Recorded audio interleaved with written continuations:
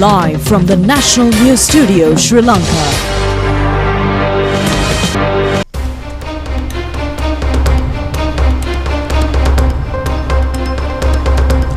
A very good evening and welcome. This is the National News Telecast. We are coming to you live from the Rupavahini News Studios. I'm Vibhuda Vijay Bandara. A very good evening. I'm Dilanjali Anand and these are your top stories for tonight. Marking of postal votes in the local government elections slated for the 22nd, 23rd and 24th of next month. Minister Nalinda Jayatissa says that sanctions by the United Kingdom are adverse to the reconciliation process of the country. Parliamentarian Chamara Sampath in prison custody until the 1st of next month. 15 persons injured in an accident at Ingiriya. It has been stressed that the responsibility of providing facilities to the sacred veneration of the tooth relic not entrusted with any other organization except state institutions. The government says that Mahaweli authority will not be liquidated. And in news overseas, Hamas media spokesman dies in an Israeli air attack.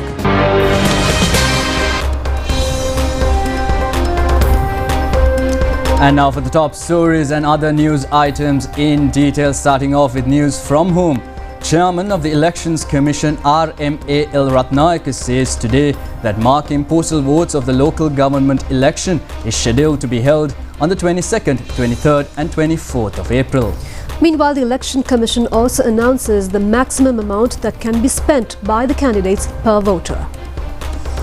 Meanwhile, accepting nominations for the three local government bodies of Punakari, Mannar and Kandy Pradesh Sabhas ended at 12 noon today. 9 nomination papers received for Punakari Pradesh Sabha in Kilinochchi district, 10 nomination lists for Mannar Pradesh Sabha and 8 for the Kandy Pradesh Sabha. The chairman of the Election Commission said all these nomination papers were accepted.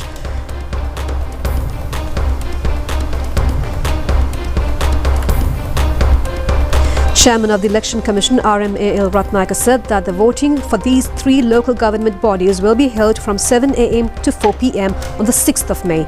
Further issuing of the postal votes for the local government polls is scheduled to be held on the 7th of April. Marking the postal votes will be held at the district election offices, district secretariats and police stations on the 22nd of April. Postal voting in the camps of 3 armed forces and other public institutions is scheduled to be held on the 23rd and 24th of April. Those who fail to mark their vote on these 3 days will be allocated opportunity on the 28th and 29th of April only at the district election offices. Handing over the official polling cards to the Postal Department will be held on the 10th of April. Official polling cards will be delivered on the 22nd and 27th of April as special dates. Delivering of official polling cards will end on the 29th of April. Election Commission told today that each candidate will be able to spend a sum of between 74 to 160 rupees per voter. The minimum amount of 74 rupees is relevant to the Mannar Pradesh Sabha and maximum amount of 160 rupees can be spent for voter in the Lahugala Pradesh Sabha. The relevant gazette notification is scheduled to be issued by the government press. Minister Dr. Nalinda Jayatissa says that the decision of the United Kingdom is detrimental to the reconciliation mechanism in Sri Lanka. The minister made these remarks addressing the media in Kalathara area regarding the UK sanctions imposed against 3 top military officials and a former deputy minister. Minister Dr. Nalinda Jayatissa said that Sri Lanka is an independent country, therefore the government has informed its stance immediately to the United Kingdom over the decision. The government said that this decision is detrimental to the reconciliation mechanism in the country. Therefore, as an independent nation, Sri Lanka has informed its response to the United Kingdom. However, the opposition parties are waiting to pick up political slogans. The government will not be caught in such traps. The government is clearly conducting its diplomatic activities with other states and international community. Such decisions have been taken by the UK, USA and Canada in the past, namely in 2020, 2021 and 2022 and 2023 periods. The Foreign Ministry of Sri Lanka is in proper understanding regarding such activities. The Colombo Magistrate Court today ordered parliamentarian Chamara Sampath Dasanayake to be taken into prison custody in accordance with the complaint filed with the Bribery Commission today. Chamara Sampath Dasanayake, who was produced before the court today in connection with 3 cases, was granted bail for 2 cases, but has been taken into prison custody regarding 1 court case. He had been alleged that he caused a loss of more than 17.3 million rupees to the Uva Provincial Council by removing 6 fixed deposits belonging to the concerned Provincial Council before maturity when he requested for sponsorship from the National Savings Bank to provide school bags to preschool children of that province when he was the Chief Minister of the Uva Provincial Council in year 2016, when the request was rejected by the same bank. The judge stated that although this complaint had been filed in year 2016, investigation could not be completed since witnesses of case had been influenced during the recent past. Now, 15 persons have been injured in an accident occurred near Ingiriya District Hospital on the Horana-Ratnapura main road. According to our correspondent, the accident occurred when a small lorry carrying school children collided with a private bus head-on. According to police, among the injured were the driver and the helper of the lorry. The driver of the bus, 10 school children and 2 parents. The accident took place when 25 students of the Gamani Mahavidyalaya Ingiriya were on their way to participate in a cricket match at Dombagoda Vidyalaya. The injured have been admitted to the Ingiriya District Hospital. 10 injured persons in a critical condition have been transferred to Horana Base Hospital for further treatment. Ingiriya Police is conducting further investigations.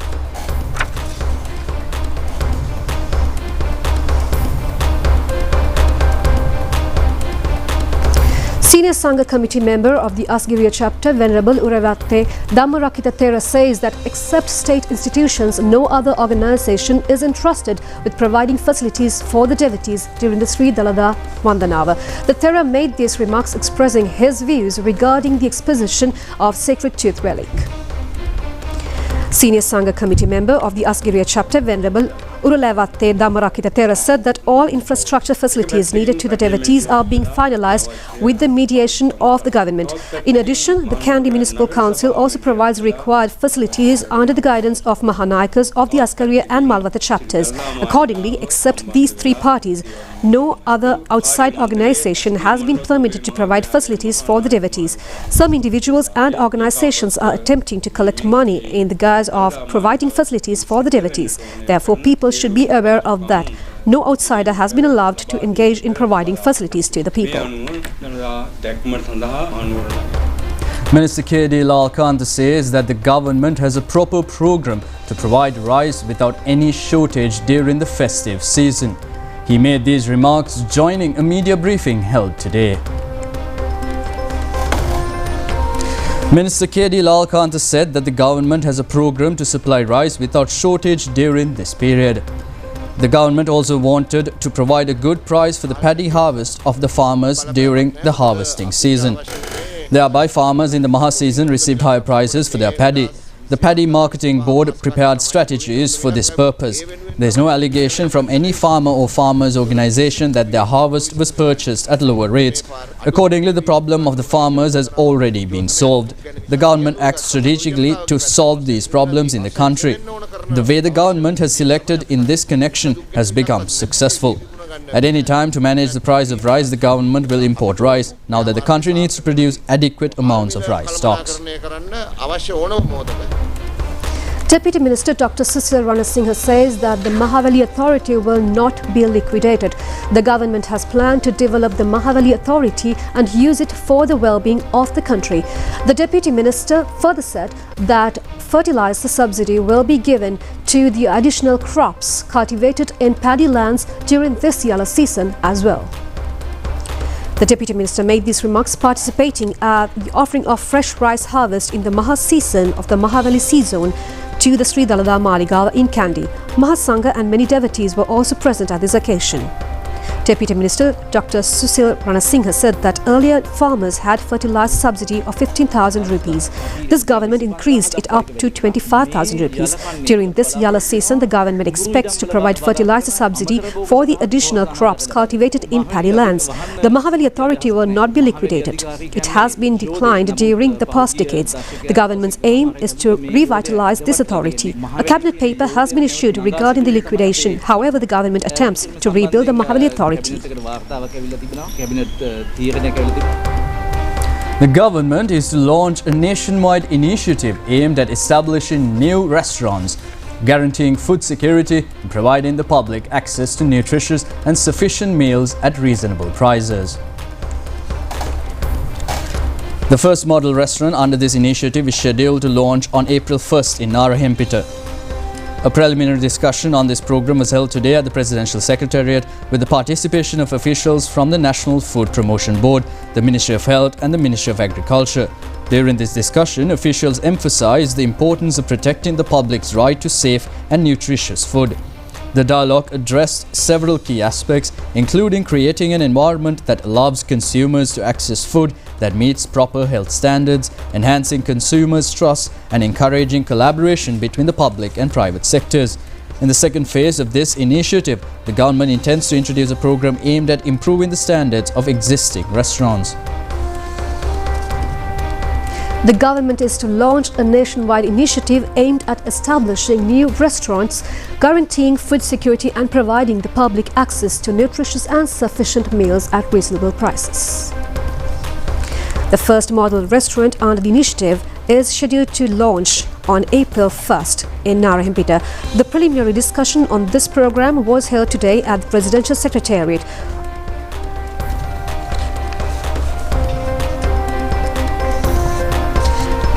Justice Manjula Tilakaratne stated in the open court that this decision was taken after two persons, Sanat Balasuriya and Poddala Jayantha, published certain ideas on the Facebook.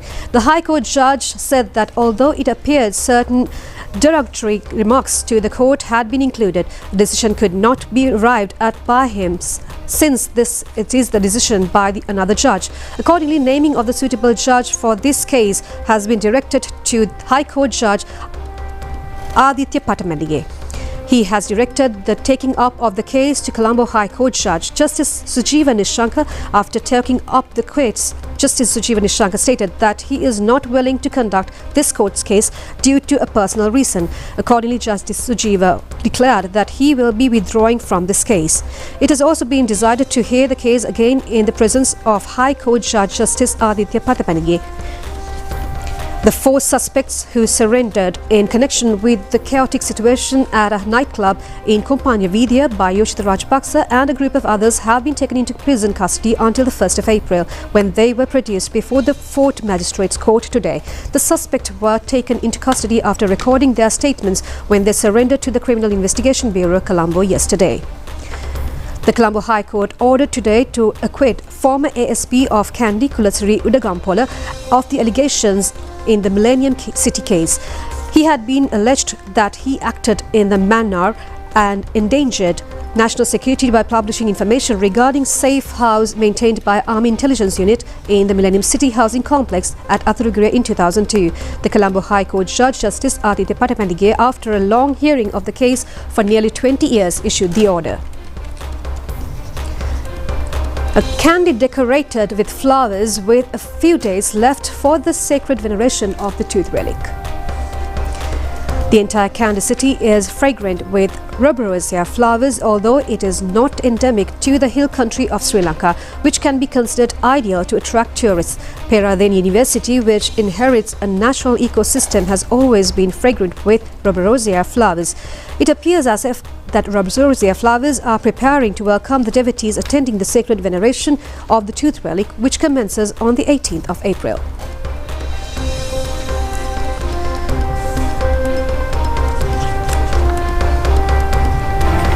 And we will be back with more news from home after this break.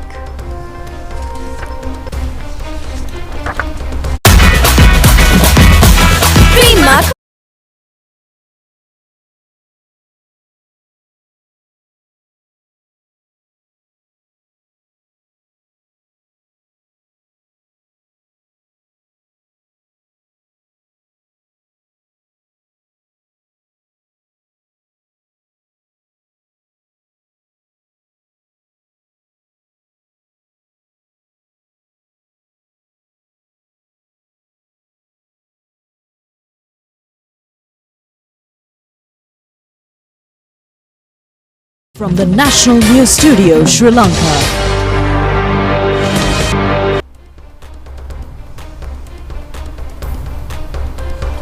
Welcome back to the National News telecast. Moving on to more news from home. Foreign media says that wildfires spreading through the southwestern region of South Korea is the largest in the history of that country. According to reports, 26 people have died and another thousands are displaced. More than 23,000 have been evacuated for safety from wildfire danger areas. It has been reported that it has become difficult to control the fire due to strong winds. According to foreign media, the southwestern region has experienced heavy losses due to wildfires which started on the 21st of this month. More than 1,000 houses and properties have been completely gutted. Majority of the dead are people over 60 years. The 1,300-year-old ancient Buddhist viharas has also been completely destroyed. It has been reported that large number of cultural heritage sites have also been destroyed by the fires. Media reports further say that more than 5,000 firefighters along with helicopters and fire brigade vehicles have been engaged to control the wildfires. The Sri Lankan embassy in South Korea has informed the Sri Lankans residing and employed in the wildfire raging zones to be in alert. It has been requested not to visit the wildfire raging areas. In case any Sri Lankan faced with an emergency due to wildfires, it has been notified that it can be informed to the Sri Lankan embassy in that country to the hotline numbers 2735-2966 and 2735-2967 and 2735-2968. Milco company has streamlined its distribution network. Chairman of the company, Hemajiva Gotabe, says that the Highland sterilized milk production also has been increased by 300%. He made these remarks at a press briefing held in Colombo today. Chairman of the Milco, Hemajiva Gotabe, said that since the distribution network of the Milco has been streamlined, consumers are able to purchase Highland products without any inconvenience from the closest trade outlet. The company earns a monthly income of 2 billion rupees. This situation is being maintained from October 2024 up to now. However, there are many technical problems even in the milk production system. These problems will be gradually solved and the production has been increased by 300% compared to last year. A 3-day dengue prevention program commenced today covering the 8 districts. Districts with high mosquito density will be covered under this program. The dengue prevention program covering Colombo, Gampa and Kaluthara districts commenced today at the Medical Officer of Health Office, Nugegoda. Houses, schools, work sites, factories, religious and public places will be searched covering these 3 districts. Leaflets were also distributed among officials who are participating in this program. Drone technology will be used in order to identify dengue mosquito breeding sites. Governor of Western Province Hanif Yusuf, Secretary to the Ministry of Health Consultant Dr. Anil Jasenga and other officials participated in this occasion. Officials of the Customs Narcotic Control Unit have arrested a couple who has brought 2 kilograms of Kush narcotics at the Katnaika airport today. 30-year-old Indian couple has arrived in Katnaika, an infant from Bangkok, by the UL-403 Sri Lankan airline. The custom officials say that this stock of narcotics was packed in chocolate cartons in their 2 baggages. The street value of this stock is about 20 million rupees. The couple was handed over to the Katnaika Airport Police Narcotics Bureau for further investigations. The first director of the sports unit of Sri Lanka Rupavahini Corporation and a pioneer in television sports media sector, J.H. Wilson, passed away. He was 86 years at the time of his demise. J.H. Wilson was the pioneer in the move of popularizing sports in rural areas through the national television since 1982. He also achieved a significant service in enhancing the media coverage of the South Asian Games. This was the first international sports event covered by television media institution in Sri Lanka in 1991. J.H. Wilson was the creator of National Television Volleyball Tournament, being held since 1982. He rendered a huge service for the Rupavahini sports unit from 1982 to year 2000.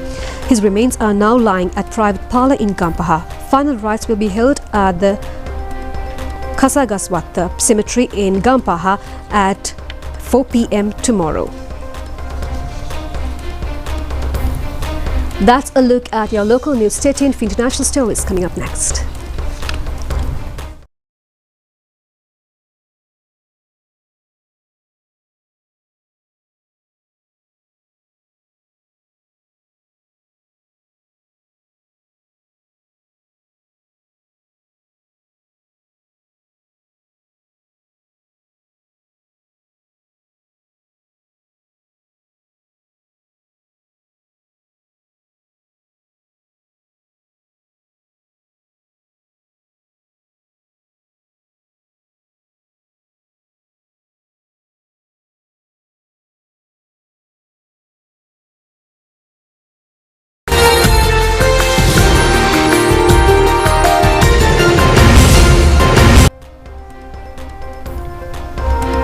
Welcome back, and we continue with news overseas.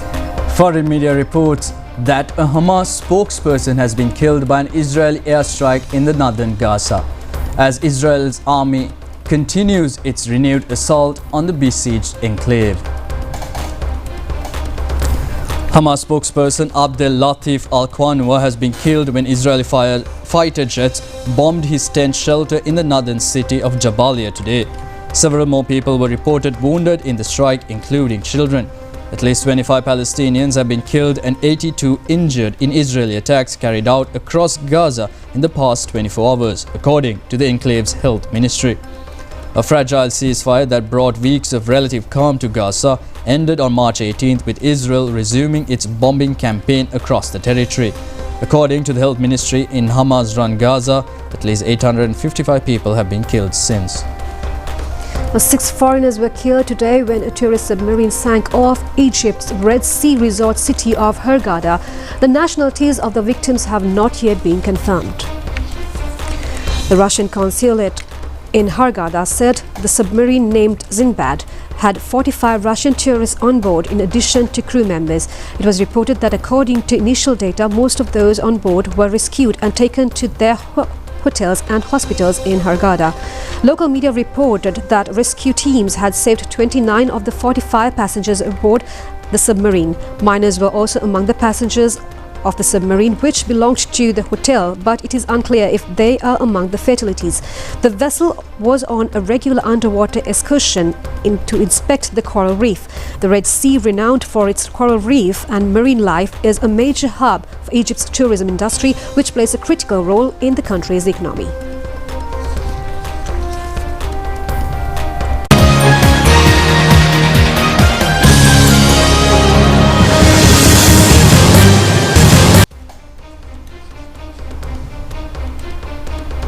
Kolkata Knight Riders won the IPL T20 cricket match against Rajasthan Royals by 8 wickets. The match was played in Guwahati yesterday. Here we are. Kolkata Knight Riders won the toss and decided to field first. Accordingly, Rajasthan Royals batted first and scored 151 runs for 9 wickets in their 20 overs. Dhruv Jural scored 33 runs, chasing 152 runs target for victory. The Knight Riders scored 153 runs for 2 wickets in 17.3 overs. Quinton de Kock scored 97 runs in 61 deliveries with 6 sixes and 8 fours. Wanid Hasaranga claimed 1 wicket. Nearly trying to play too fine, could have gone. And another one falls. Full toss. He's bowling. It wasn't outside off this one, coming back in towards the stumps. Finds the boundary. Oh, that is what we know. Well, this might be the second. Fielder settles. Bludgeon, leg side. Quinton de Kock brings up his 50. First of the season. And this will fulfill his The Kandy team won the first quarter-final match in the Clifford Cup Inter-Club Rugby Tournament when they defeated Sri Lions team in the match played at Nitavela Rugby Grounds, Kandy. In the first half of the match, Kandy players scored 17 points through 3 tries and 1 conversion. In the same half, Sri Lions scored 5 points with a try. In the second half, the Kandy players scored 24 points with the help of 4 tries and 2 conversions. Sri Lions were able to score only 3 points with 1 penalty strike. Accordingly, Kandy team won the match 41 points to 8. They scored their points with 3 goals and 4 tries.